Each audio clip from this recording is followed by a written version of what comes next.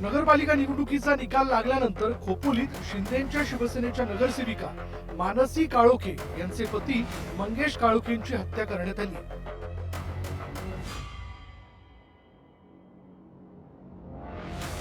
या हत्येमुळे खोपोलीत खळबळ उडाली। मंगेश काळोखेंच्या हत्या प्रकरणाचा सीसीटीव्ही समोर आला। मारेकरी त्यांच्यावर धारदार शस्त्राने वार करताना दिसून येते। या हल्ल्यात मंगेश काळोखे यांचा मृत्यू झालाय।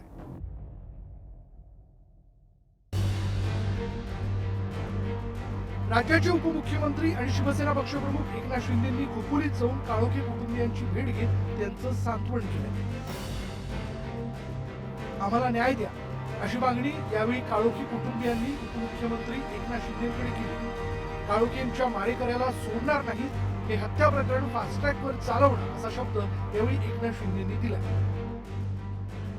ही केस फास्ट ट्रॅकवर घेऊन विशेष सरकारी वकील देऊन मोका अंतर्गत कारवाई करून या सर्व आरोपींना फाशीची शिक्षा झाली पाहिजे अशा प्रकारची त्यांची भावना आहे। नक्कीच अशा प्रकारची वृत्ती ठेचून काढली पाहिजे। अशा प्रकारची वृत्ती समाज विघातक आहे आणि एखाद्याचा विजय झाल्यानंतर त्याला अशा प्रकारे ज्याला जनतेने निवडून दिलं आणि हे सुडाचं राजकारण जे करताय ही याची पुनरावृत्ती पुन्हा होता कामा नये। हत्या प्रकरणी 10 जणांविरोधात गुन्हा दाखल करण्यात आला। यामध्ये राष्ट्रवादी काँग्रेसचे जिल्हाध्यक्ष सुधाकर घारेंचा समावेश आहे।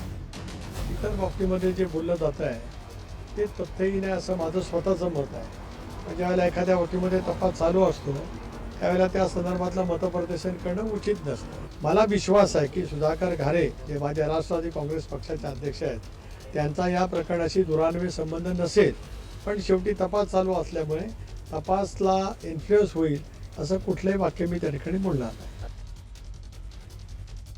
सुनील तटकरे त्या ठिकाणी स्टेटमेंट करतोय की सुधाकर घारेचा याच्यामध्ये हात नाही, तर सुनील तटकरे यांनी इन्व्हेस्टिगेशन केलं का? ह्याचा अर्थ हे सगळं प्री प्लॅनिंग आहे की सुनील तटकरे याला वाटेल ते त्यांनी स्टेटमेंट द्यायचे आणि मोकळे व्हायचं, राजकीय दबाव टाकायचा अधिकाऱ्यांवर, एसपी पासून आयजी पासून सगळ्यांच्यावरती।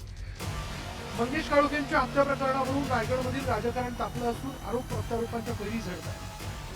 ही जी काही घटना घडलेली आहे याच्या 2 दिवस अगोदर रवी देवकर हा SN जोशी अलिबागच्या वकिलांकडनं, तो सरकारी वकील त्यांच्याकडे आहे, त्यांच्याकडून थेट सुतारवाडीला गेलेला होता आणि सुनील तटकरेंशी बसलेला होता आणि सुनील तटकरेंशी डिस्कस करून या सगळ्यांनी प्री प्लॅन करूनच या ठिकाणी मंगेशची हत्या या ठिकाणी करण्यात आलेली आहे। रवी देवकर हा सुतारवाडीला गेलेला होता याची सुद्धा पोलिसांनी त्या ठिकाणी चौकशी करावी। हा रायगडचा आका आहे सुनील तटकरे। त्यांना काय बोलायचं असेल ते बोलू द्या।